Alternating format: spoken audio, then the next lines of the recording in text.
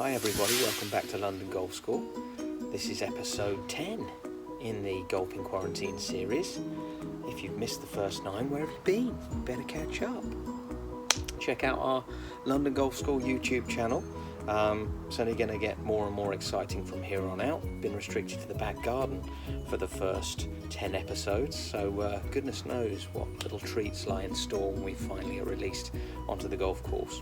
Today is all about making sure that you're getting the most efficient energy transfer between club and ball. By that, I mean that most people would hit the ball a good deal further if they simply hit the ball out of the middle of the club. So I'm going to select my 6 iron for this task. Hitting the ball out the middle of the club is going to make sure that you get a consistent amount of energy into your shots, which is going to make how far the ball travels more predictable. But not only that, the added bonus is if you increase the speed the ball is travelling at by dint of getting more energy into it, by just 1 mile an hour, you're going to gain about 2 yards. Now, I'm not entirely sure why the golf club's characteristics give rise to the fact that people liken it to a foot, or at least in golfing parlance. This end of the club is recognised as the toe end, and this end of the club, the heel end, and this area in the middle, which is ideal for hitting your golf ball from, is referred to, unsurprisingly, the middle. The underside of the golf club is often referred to as the sole, much like the sole of your foot, or my foot, for example. If all you've got is your back garden and a net to hit the ball into, or perhaps something similar, some similar setup in your garage or indoors, then, I respect the fact that not everybody from the outset can feel the sensation of the ball striking the toe or the heel end of the club and making adjustments accordingly. Therefore, a little magic trick, which I picked up along the way. Some of you that I coach who are watching this video might already know this one. Many of you golfers out there will be familiar with the fact that when you strike the ball from the toe or from the heel, it gives off this very unstable feeling. Very hollow sometimes, kind of not very satisfying. When you strike the ball out of the middle, there's a stability to the club head. Both the toe and the heel end continue to travel through the ball at the same rate. The ball collides with the middle of the club, and indeed, instead of obstructing just the toe, which would cause the head to twist, and just the heel, which would cause the head to twist and give off a feeling of, sometimes I've noticed people, when they communicate with me about how it felt to strike a golf ball, they'll tell me that they felt like it was them that opened the face or them that closed the face on impact, which is invariably not true. It's the fact that the toe of the club or the heel of the club is obstructed. Same is true of the top and the bottom part of the club face. Depending on which part of the face of the club that you collide with the ball, you can get a very solid and very satisfying strike of the golf ball. Some call that compression of a golf ball. And on other occasions you can strike it profoundly off the toe or the heel end, and you'll not get as satisfying a feedback. Now, drawing a distinction or being able to tell the difference between those two sensations is a bit of an art. But over the years, I always noticed when I was a kid that, you might sometimes leave a little bit of the cover of the ball just on the face somewhere, or there might be a little mark you'd leave, particularly with your metal woods, you'd leave a little mark, a little T-peg mark, because the paint would come off onto the face of the club. So you get a rough idea after hundreds and thousands of golf ball strikes.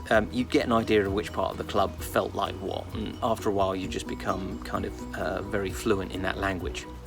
If you want to accelerate that process, there's a cheeky little tip that we can use, and I guess it's because of the many and varied references to the toe and the heel and the sole of the club that makes it so much like a foot, that it seems somehow perversely logical to use athlete's foot powder on your golf club.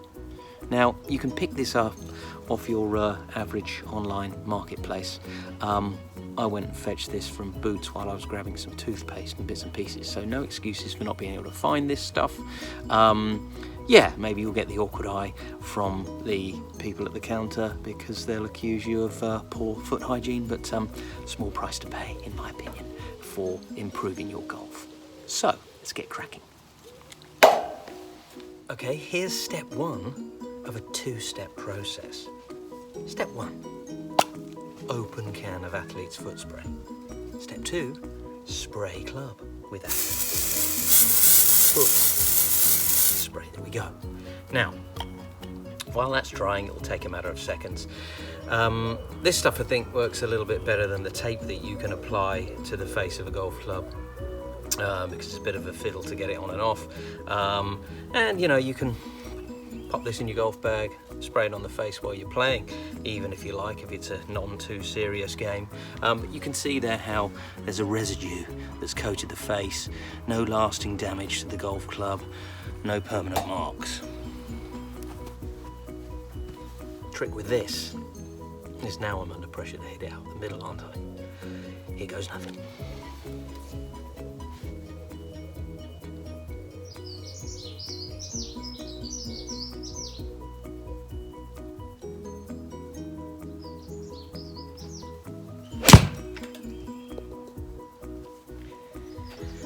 So that felt good. I haven't looked at the face, but by my experience, I would say that's come somewhere near the middle. Not too bad. Let's see if we can do it again.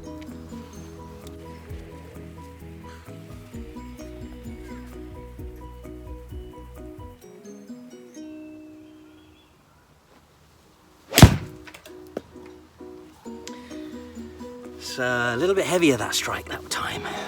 You can actually see rather sneakily, yeah, where the bottom part of the club is dug a little bit more into the ground, a little bit steeper angle of approach, which isn't ideal, but you know, it would still function. You can see how the balls come out of the middle of the club, almost exactly the same spot, but my angle of approach was a little bit steeper. So there are little clues that you can find which will help you figure out what benefit it might be to you to learn what it feels like to hit when you're hitting the ball routinely out the toe or the heel. I'm not necessarily saying in this video any or all of the reasons that might be and how you might overcome them, but for my mind, awareness is key. Hit the ball out of the middle of the club and you'll transfer all of the energy of your swing into the ball. Never a bad thing. Strike the ball a centimetre or so, a centimetre and a half towards the toe or towards the heel, and you'll get that slightly untoward feeling of having not struck the ball quite so well, and you could lose, you know, anything up to 20% of the energy of your shot. No matter how forgiving your golf club is, you're going to miss that.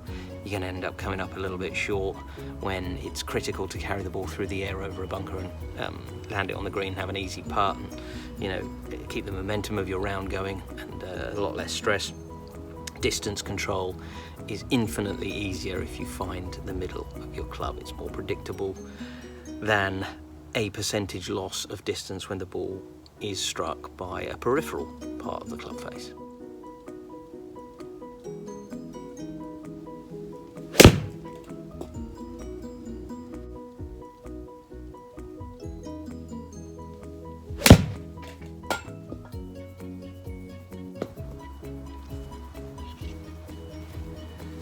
Yeah, not bad.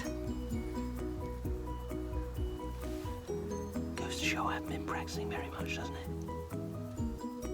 Hit the ball out of the middle of the club and you'll almost invariably gain distance compared to what you've been used to. The reason for that is, unbeknownst to you, you've been striking the ball with a part of the club face but not the middle. Check that out, get your athlete's foot powder on the go, and figure out how often and how close to the middle of the face of the club you're hitting it. Very useful tip. For free. I'm too good to you lot. You can use whichever club you choose.